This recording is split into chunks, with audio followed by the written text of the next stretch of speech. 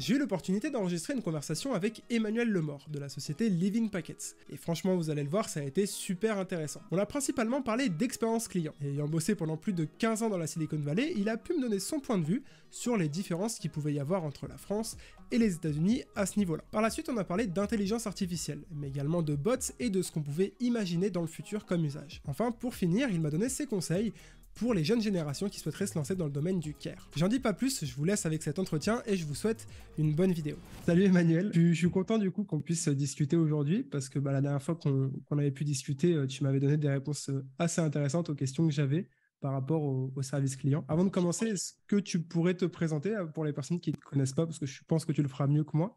D'accord. Je m'appelle Emmanuel Lemort, je suis français. J'ai vécu une grande partie de ma vie à l'étranger, pour pas dire presque ma vie entière adulte, entre autres aux États-Unis, en Norvège, etc.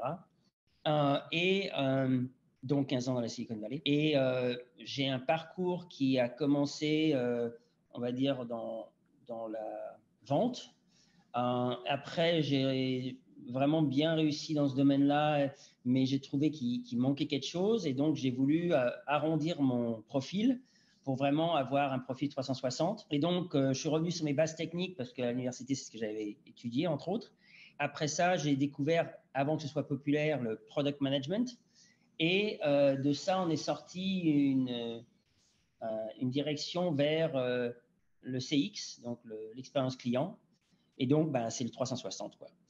Et donc, c'est ça que je fais depuis un certain temps, plus de 10 ans. Et pour la société pour laquelle je travaille aujourd'hui, Living Packets, je suis directeur d'expérience client et DSI. Alors du coup, est-ce que tu pourrais définir ce qu'est une bonne expérience client selon toi? Alors tout d'abord, l'expérience client, c'est très souvent pas très bien compris comme univers.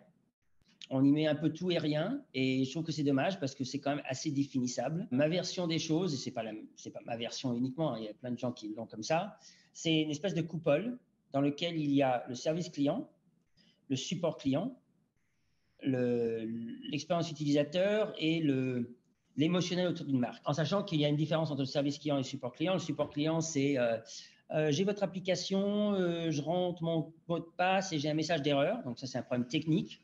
Donc là, il va falloir potentiellement que les développeurs regardent le truc. Le service client, c'est plutôt j'ai un compte chez vous, je voudrais sortir mon argent, c'est quoi la manipulation?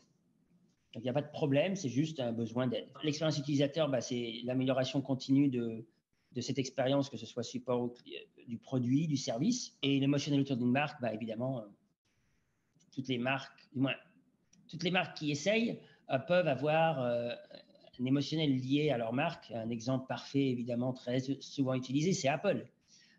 Il y a quand même un peu d'émotion autour d'Apple dans le monde. Donc voilà. Tu disais du coup que tu avais bossé aussi aux États-Unis. On dit souvent du coup que les États-Unis ont 10 ans d'avance par rapport à l'Europe sur certains sujets. Et je voulais savoir du coup par rapport à l'expérience client ou même plus précisément par rapport au service client, est-ce que tu constates qu'aujourd'hui il y a des différences entre ce qui se fait aux États-Unis et en Europe? Je pense qu'il faut aller un peu plus dans le détail. Dans le luxe en Europe, bon, particulièrement en France et en Italie, parce que le luxe est quand même assez italien, assez français. Il n'y a pas des tonnes d'autres. Je fais quelques trucs à Londres, mais bon, on va dire qu'il y a 3 ou 4 pays qui sont vraiment dans le luxe en Europe. Je trouve qu'on se débrouille très très bien en Europe pour ça.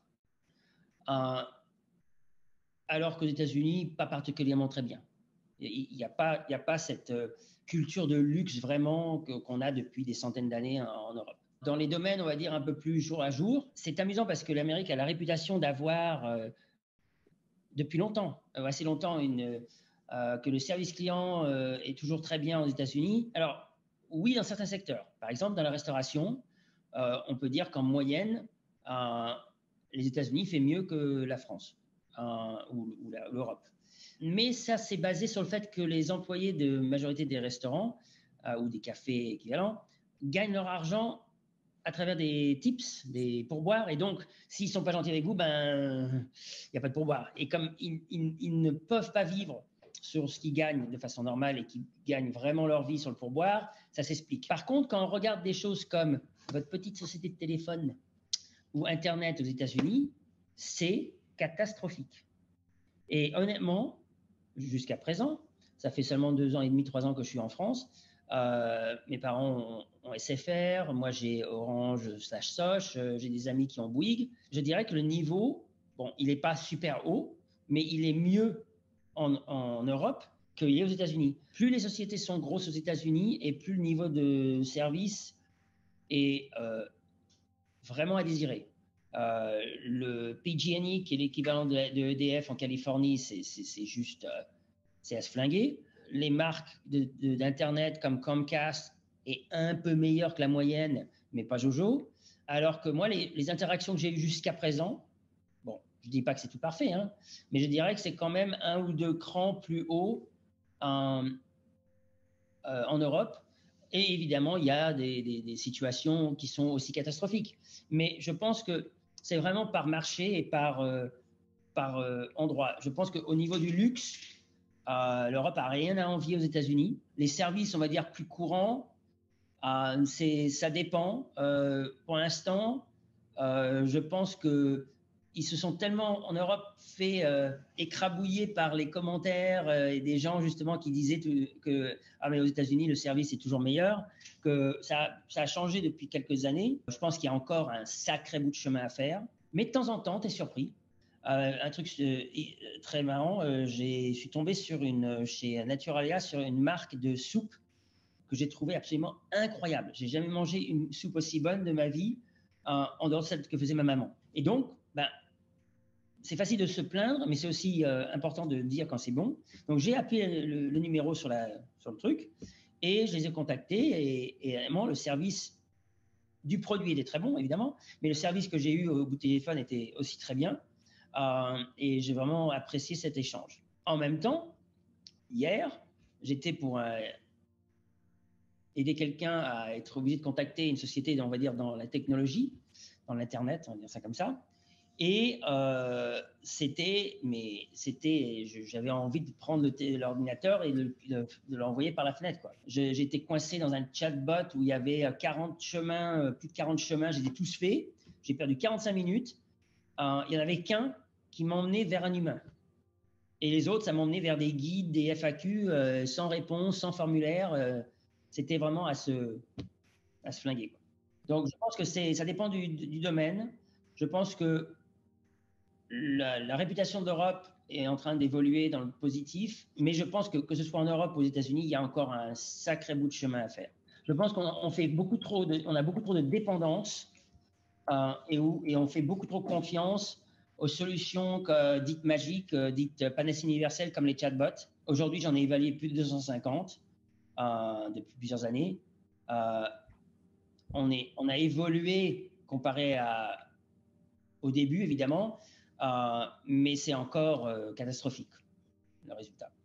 Aujourd'hui, il y a plus de bots que d'humains sur Internet. C'est une tendance qui semble pas prête de s'inverser. Comment est-ce que toi, tu vois l'avenir du service client par rapport à ça? Alors, moi, je pense qu'il faut comprendre d'abord ce qui se passe. Il y a quelques années de ça, il y a 4-5 ans, j'ai plus le chiffre exact en tête, tout le monde s'est rué vers l'or. On va créer une solution de chatbot ou une société de chatbot. Il y en a quelque chose comme 250, 300 sociétés qui sont créées dans le monde. 6 mois, 9 mois, 1 an plus tard, 1 an et demi plus tard, tout le monde a déchanté parce que c'est super compliqué à le faire correctement.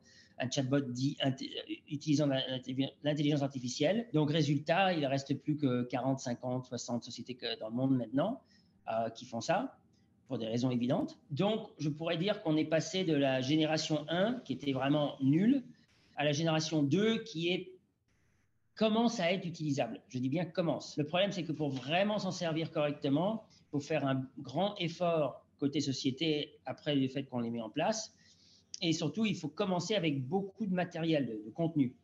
Et la grande erreur de beaucoup de sociétés, c'est qu'ils n'ont pas assez de contenu et qu'ils ne mettent pas le temps nécessaire pour vraiment peaufiner la solution en question. Et en plus, ils mettent des espèces de barrières artificielles où si ça ne marche pas, le chatbot va te renvoyer d'autres informations qui sont toujours pas meilleures au niveau importance. Et potentiellement, au bout du 3e, 4e ou des fois jamais, tu peux aller à un humain. Et ça, c'est une grande, grande erreur. Alors, je sais pourquoi c'est fait, parce que ça coûte moins cher. Il y a un rapport qui est sorti il y a quelques années, il y a 2 ans de ça, de Hotjar, qui était très intéressant, qui comparait les sociétés de start-up, de moyenne taille, de grande taille, basées sur leur âge et aussi leur chiffre d'affaires.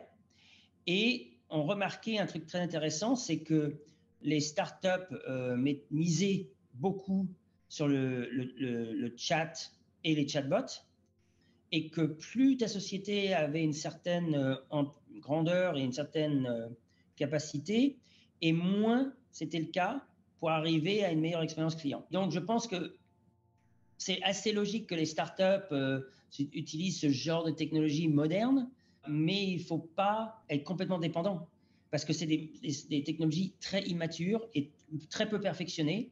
Même celles qui sont dans les top 5 meilleures, c'est quand même pas super. Et surtout, si on utilise ce genre de technologie, il faut absolument qu'au bout du premier, deuxième erreur du système, eh bien, on puisse vous présenter un numéro de téléphone ou vous transférer à un humain. Donc, je pense que c'est ça l'enjeu et la leçon à apprendre de ça, c'est qu'il ne faut pas écouter le marketing des sociétés en question qui vous vendent le truc. Oui, ça aide, mais ça aide surtout, on va dire, sur les questions les plus faciles à répondre, les plus courantes. Mais dès qu'il y a un tout petit peu de complications, c'est foutu, quoi. Dès que tu sors un peu du panneau, c'est très, très mauvais comme résultat. Et tu crois pas que du coup, peut y avoir des abus de clients ou d'utilisateurs justement par rapport à ça, qui voudront forcément rentrer en contact directement avec un conseiller plutôt que de se contenter d'un article ou... Ah bah, ça c'est sûr. Le problème, c'est que l'industrie s'est créée son propre monstre. Ils ont sorti avec ils ont eu cette ruée vers l'or. Donc, ils sont sortis rapidement des produits qui étaient inutilisables. Et malheureusement, les sociétés ont adopté parce que c'était de nouveaux trucs, parce que ça pouvait potentiellement leur faire économiser beaucoup d'argent, parce que si ça, il reste. Et le problème, c'est que le public est le roi, le consommateur est le roi. Et donc, le consommateur, il s'est retrouvé du jour au lendemain, on va dire ça comme ça, confronté à une barrière comme ça. Et si la barrière avait été, on va dire, bien faite, de bonne qualité, que les réponses à 80%, 90% du temps étaient correctes, ce serait rentré comme une autre tendance de choses qu'on fait, comme on appelle un hitch, comme on appelle un taxi sur une application aujourd'hui. Mais le problème, c'est que la première génération, c'était ignoble. Et résultat, très rapidement, la population consommatrice a décidé que non, mais on va pas souffrir encore plus qu'on ne le faisait pas avant. Maintenant, tu as 2 enjeux. Tu as l'enjeu de créer une solution vraiment de haute qualité, mais en plus de trouver des petits trucs pour que la personne accepte même d'interagir avec le chatbot en question. Donc, c'est le double enjeu, alors que si ça avait été fait correctement du premier coup, il y aurait eu juste un enjeu. Et pour toi, on peut du coup concilier le côté chatbot et humain sur un service client à l'avenir? Absolument. Ouais. Pour moi, alors, nous, la plateforme qu'on utilise a l'option d'un chatbot non IA, avec la possibilité d'ajouter des autres solutions de partenaires externes grâce à une marketplace qu'ils ont. Aujourd'hui, nous, on se sert du chatbot comme, on va dire, système de filtration de 4 chemins, assez facile. Et la personne a juste à remplir son nom, prénom et son adresse email pour être sûr qu'on puisse suivre la conversation. Et après, elle se passe directement sur un humain. Dans le futur, à court, moyen terme, ou à moyen, long terme, je ne sais rien, eh bien, on mettra en place un chatbot IA qui s'intégrera à cette plateforme et dont l'idée sera capable de répondre assez facilement à 30%, 40%, peut-être un jour 60%, peut-être un jour même 80%, mais au début, si ça fait déjà 20% du travail, on sera super content. Et il répondra gentiment, de façon claire, précise, avec des liens, des machins, des vidéos, des trucs. Et au bout du premier ou deuxième erreur du système en question, eh ben, ça passera directement vers un humain. Et moi, j'ai l'intention de faire ça comme ça. pour qu'il y ait le moins de friction possible et pour qu'on puisse apprendre le plus vite possible des choses que le système est incapable de gérer vraiment aujourd'hui. Et donc, c'est là où il faut faire de l'entraînement, il faut lui donner des idées, des réponses, des solutions que lui, il peut incorporer dans son système pour qu'il devienne de plus en plus intelligent. Donc oui, je pense que c'est absolument faisable. Le grand problème de ce genre de plateforme, c'est un peu le problème de l'œuf et la poule. Est-ce qu'on commence maintenant, il n'y a pas beaucoup d'activité, donc ça veut dire beaucoup d'erreurs, mais ça veut dire que dans 6-9 mois, on aura quelque chose qui tient la route. Ou est-ce qu'on attend encore un peu parce qu'on n'a pas encore de volume vraiment qui nécessite ça et on peut encore gérer l'humain pendant X nombre de temps? C'est pas facile. Il faut faut arriver à prédire sa croissance et en même temps pouvoir, pendant qu'on a la croissance, mettre en place un outil relativement facile mais complexe quand même, qui demande pas mal de temps d'entraînement pour arriver justement à que les deux courbes se rejoignent sans qu'on soit complètement sous l'eau. Pas facile, mais je pense que c'est tout à fait faisable et je pense que c'est ça qu'il faut faire. Il faut prendre une page des grosses sociétés qui existent dans le monde qui ne mettent pas les chatbots IA en avant trop parce que ils ont appris où ils ont appris, où ils ont assez de sagesse pour avoir compris. Je ne sais pas lequel des deux est le cas, mais que ce n'est pas des panaceys universels, c'est juste un outil parmi tant d'autres. Aujourd'hui, un site ou une société qui n'a pas de chat standard et qui n'a pas surtout de service téléphonique, j'ai envie de les prendre et de les couler dans l'océan, quoi. Et à chaque fois que je vois une société qui, sur tous les autres aspects, ont un produit superbe, ont une solution superbe, un site bien fait pour une fois, ce qui n'est pas toujours le cas, et qui n'ont pas ces outils-là, je leur envoie un message. Là, j'ai acheté un truc hier d'une société start-up qui fait un produit pour la salle de bain, les toilettes. Fantastique le truc. Et le site est bien fait. Le parcours client est facile. Ils ont même une solution de paiement, d'essayer votre truc avant de l'acheter. Donc, on n'est pas débité tout de suite, donc gratuitement pour justement aider à la conversion. Ils n'ont pas de chat. Ils n'ont pas de numéro de téléphone. C'est un lien vers contact @ machin truc. Heureusement que j'ai pas eu à leur demander quelque chose parce que j'aurais abandonné probablement.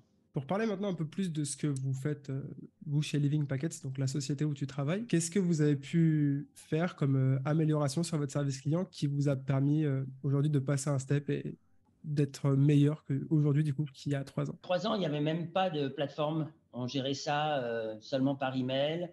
Il y avait un numéro de téléphone, donc il y avait quelqu'un qui répondait au téléphone, il y avait quelqu'un qui répondait aux emails. Il n'y avait rien de centralisé, il n'y avait rien de traçable, il n'y avait pas de statistiques, il n'y avait rien. Bon, c'est normal, on commençait tout juste. Quand je suis arrivé en 2019, j'ai dit oui, bon, il faudrait peut-être quelque chose. Et donc, j'ai commencé à faire une analyse du marché, de qu'est-ce qu'il y avait. Je voulais trouver idéalement une solution française parce que je considère qu'ayant vécu beaucoup à l'étranger, il y a un peu un espèce d'envahissement de solutions américaines et d'autres pays, indiennes et autres. Et alors qu'on a de très très bonnes solutions en France et en Europe qui ne sont pas très connues parce que le marketing, parce qu'il n'y a pas obligatoirement autant de budget pour faire de la pub, je ne sais rien. Résultat, j'ai fait une analyse du marché de ce qui existait. J'en ai passé une 150aine en revue et je me suis focalisé sur une solution qui s'appelle Crisp, que j'adore, que je trouve vraiment très bien, une petite équipe nantaise, autofinancée.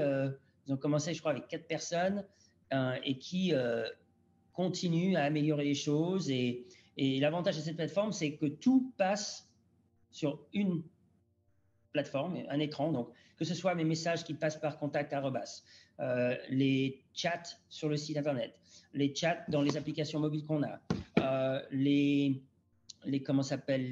messages directs de Facebook, les messages directs d'Insta, les messages directs de Twitter. Tout ça est centralisé dans une interface vraiment bien faite. Il y a une application pour le téléphone, il y a une application pour le Mac, le Windows et une version web. Ça marche bien, il y a très peu de bugs, c'est efficace et continuellement, tous les mois et demi, il y a de belles améliorations. On a un contact assez facile avec toute l'équipe parce que ils utilisent leurs propres produits et tous les employés doivent répondre aux besoins clients. Donc, quand tu vas sur le chat, tu as les employés qui répondent. Maintenant, ils ont grandi, ils sont plus d'une douzaine, je crois, un truc comme ça. Ils sont maintenant réparpillés à travers le monde. Donc, si tu as une question à 1h du matin, il y a quelqu'un qui répond.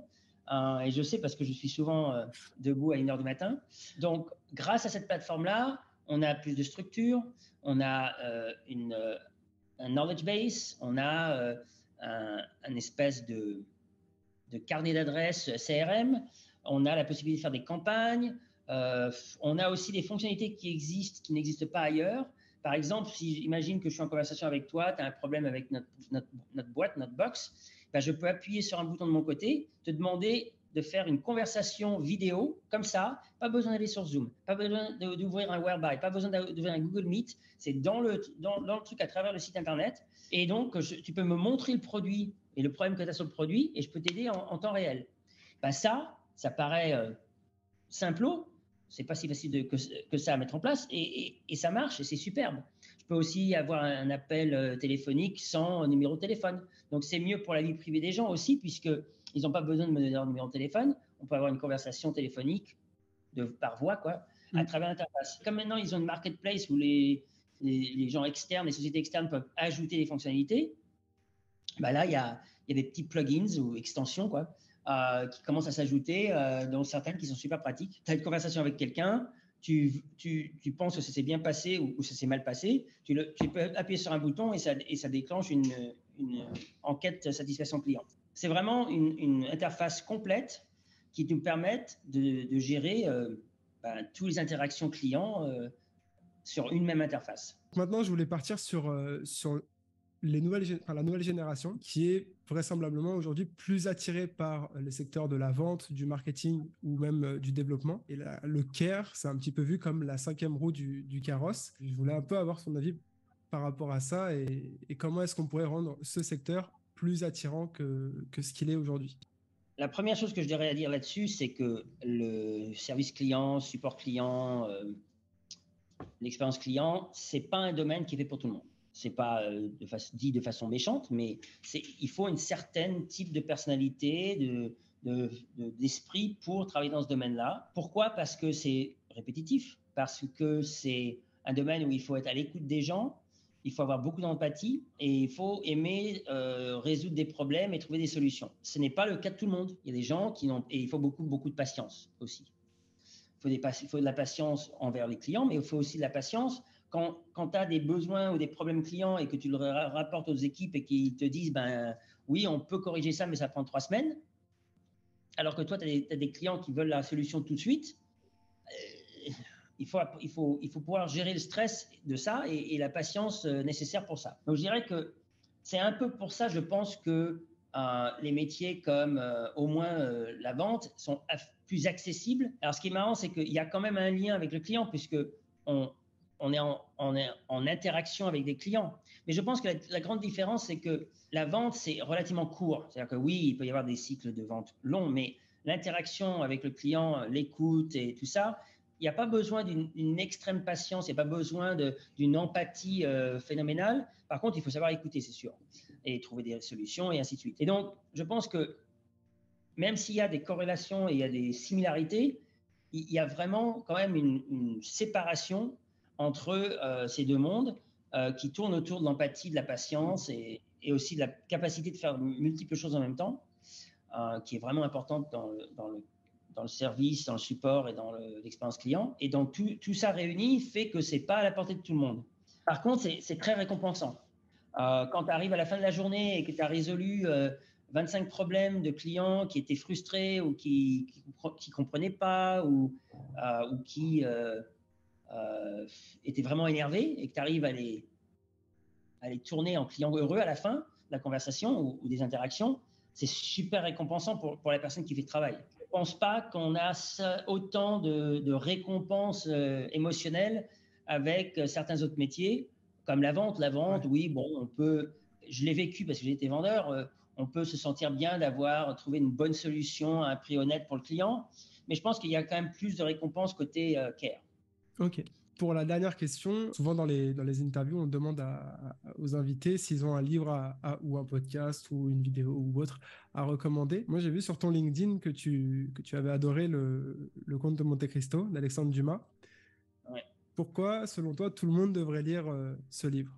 Je pense que évidemment, c'est considéré comme un classique. Donc, on peut imaginer que les gens qui écoutent l'ont déjà lu. J'espère pour eux. Et pour ceux qui n'ont pas lu ou qui s'en souviennent pas et qui n'ont probablement pas lu la version originale, parce que bon, c'est comme j'ai mis 300 et des poussières de pages, donc c'est assez long. Généralement, à l'école, quand on le lit, c'est la version abrégée à 300 pages. Et déjà, pour certaines personnes, c'est long.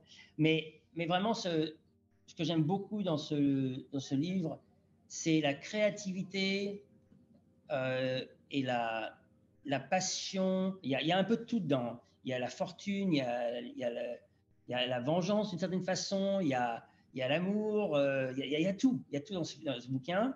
Et surtout, il y a vraiment dans le style de comment ça a été écrit par Alexandre Dumas, il y a une créativité, il y a une description des choses. On a l'impression vraiment de se mettre dans la peau du caractère et du conte et de vivre le truc. Et je pense que ce genre de livre, c'est ce genre de livre qui ouvre les esprits. Je le lis à peu près tous les 2 ans depuis que j'ai 12 ans. J'ai eu la chance d'avoir une grand-mère qui m'avait offert une copie collection de la Pléiade et je m'en lasse pas. C'est un des rares livres où je peux le relire et vraiment je l'apprécie à chaque fois. C'est un peu comme les films. Je défie quelqu'un de voir un film de 1h30, un standard, et d'avoir tout vu. Moi, je regarde, bon, pas les navets évidemment, mais les films plus intéressants qui font réfléchir, je les regarde au moins 3-4 fois, parce qu'à chaque fois, on voit quelque chose de plus qu'on n'avait pas vu. C'est peut-être parce que je fais de l'expérience client, et il y a une autre notion que je n'ai pas mentionnée, c'est l'attention aux détails, qui est ultra importante. Donc, si tu as un cerveau qui est bon pour les détails et qui a de l'empathie, potentiellement, tu es fait pour travailler dans le service client, l'expérience client. Et donc, pour moi, c'est ça qui est intéressant. Voilà, j'espère que cette discussion vous a plu. Si c'est le cas, vous pouvez la liker ou la partager à une personne de votre entourage. Et puis si vous ne voulez pas rater nos prochaines vidéos, alors n'hésitez pas à vous abonner à cette chaîne. À bientôt.